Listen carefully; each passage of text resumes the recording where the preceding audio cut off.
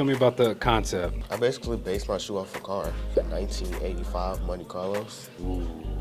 Who's your target audience?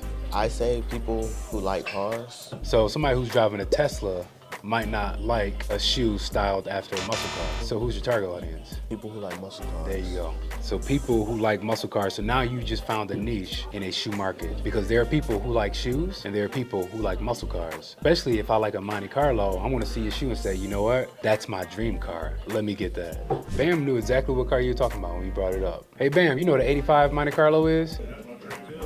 His dream car.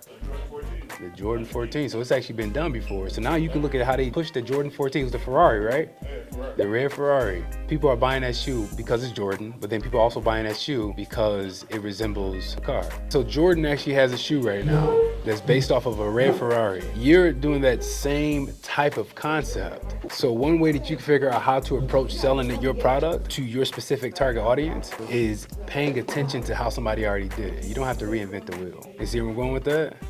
Right? So when you have the time, I want you to actually look up that shoe, look at the marketing of that shoe. How can you do that same thing? Bam made it clear that like, this is his dream car. That's an easy sell. It's almost like selling a commodity in a sense. When you create a product that people have already attached themselves to that narrative or that concept, it actually makes it very easy to market. Keep painting that shoe. Let's get this black done.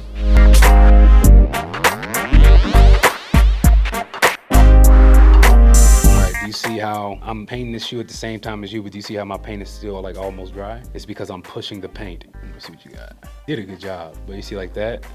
It means it's leftover paint. And so it's drying, so now you have texture. Back here, we can save that. I'm just gonna push it.